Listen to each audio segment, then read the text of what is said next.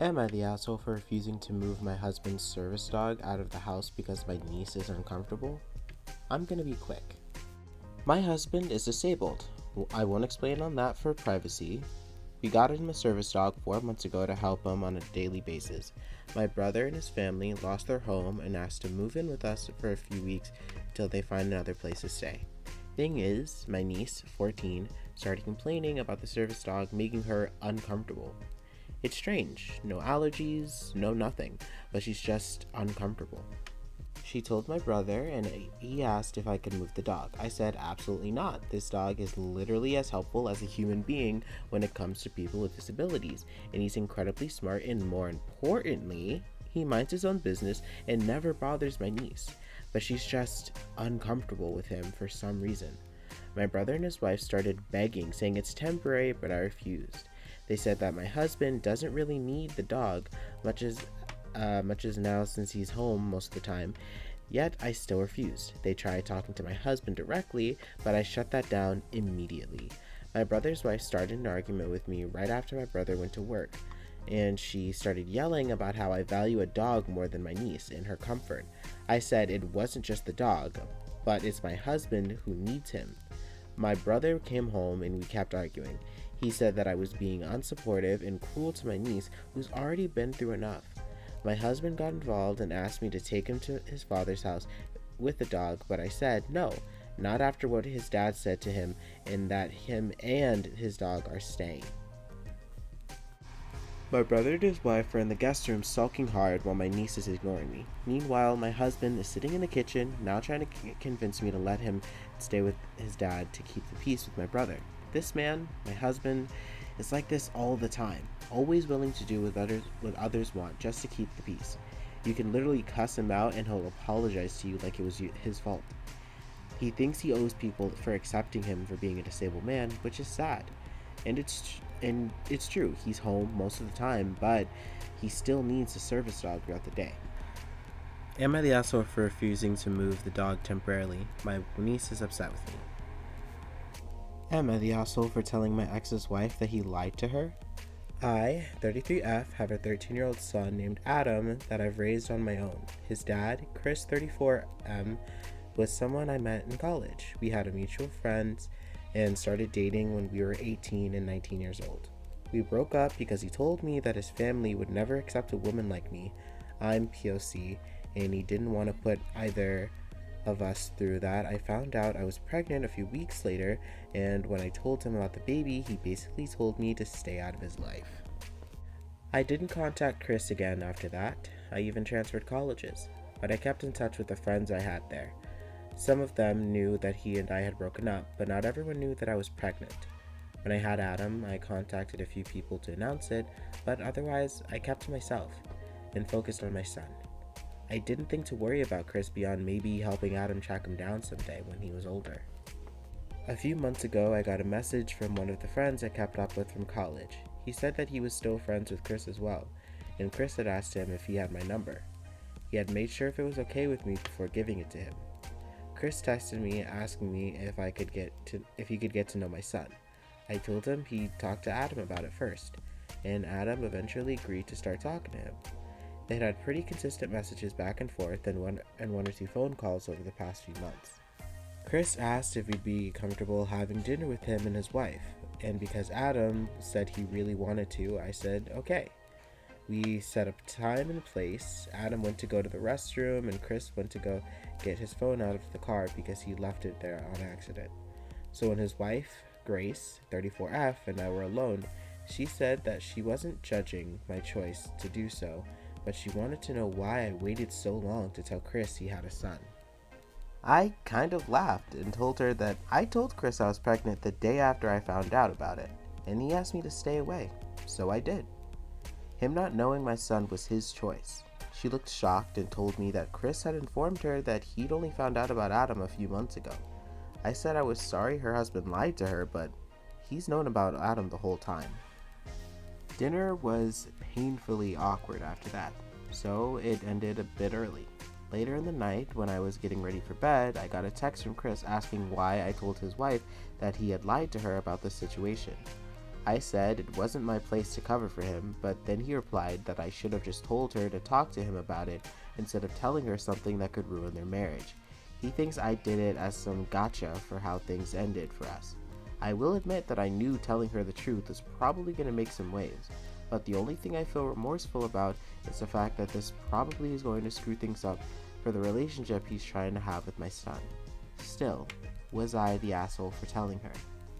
ETA, I had a conversation with Adam about why dinner became awkward last night, and he said that he doesn't want to talk to Chris anymore because he doesn't think he'll get anything beneficial from a relationship with his bio father that he doesn't already have from his life. I obviously respect that choice, and I told him that I could tell Chris that for him if he'd like me to, but he said he'd call or text him on his own. Also, I don't plan to get any child support from Chris because it's not something Adam wants, and because in order to get support I'd have to put Chris on the birth certificate, and I'm not comfortable doing that. I don't want him to have any sort of access to my son, and Adam has said he doesn't want him to have any rights over him either. Am I the asshole for what I said to my husband's aunt after she constantly claimed I was cheating? I, 27F, and my husband, 28M, are expecting our first child, a baby girl, in January. We already have our name picked out, and a name we both adore. The same middle name as my sister and my last name. Some backstory: me and my sister are my father's only children. Unfortunately, he passed away when I was 13. Because of this, I have become extremely attached to my last name. I feel like it's my duty to carry on his legacy by keeping my last name and giving it to my children. Some backstory on my husband's side: my husband is the fourth born of 5 boys. Most of his brothers are married with at least one kid with their last name. At first, we planned to hyphenate our daughter's last name with my last name first, but my husband suggested that if it's so important to me that she have my last name, then let's just give her my name.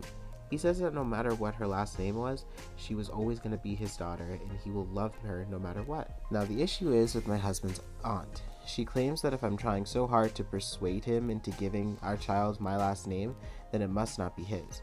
The rest of my husband's family is 100% on board with this decision.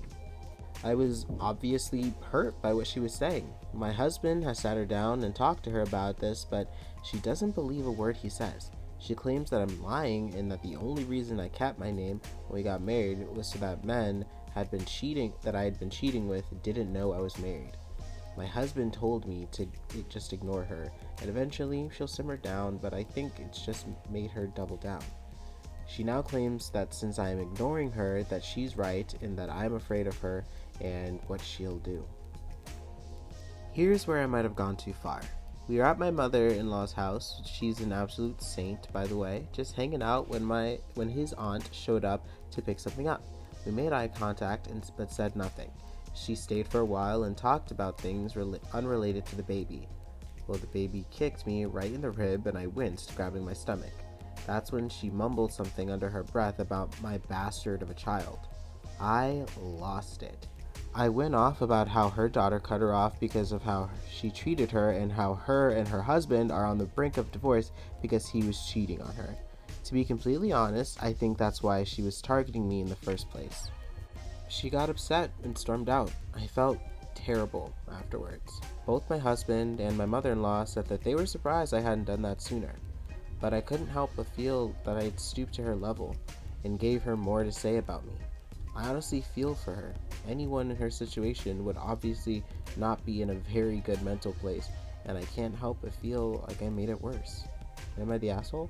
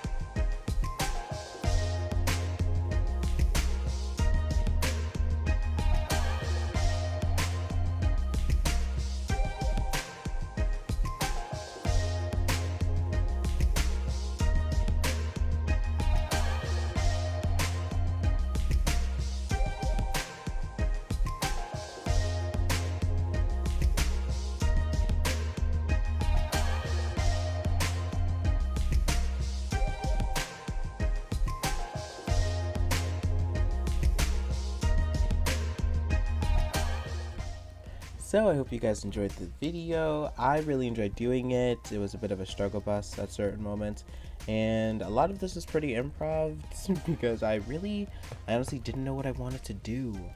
But I like how it turned out. Like, my cheeks look all sunken in. As you guys could tell from when I start the videos, I have chubby cheeks, so it's nice that I can be able to like cut them like this. But yeah, I hope this video was enjoyable and that it inspired you to make beautiful art with your face. And I will see you guys next time. Please remember to like, comment, subscribe, hit the notification bell so that you get notified of when I post. Comment some stuff that you guys want to see next. I have a couple of things that I'm like getting ready for. Just gotta wait for the packages to come. But I can't wait to share them with you, and I hope you guys enjoyed yourselves. I enjoyed myself. I'll see you guys next time. Bye.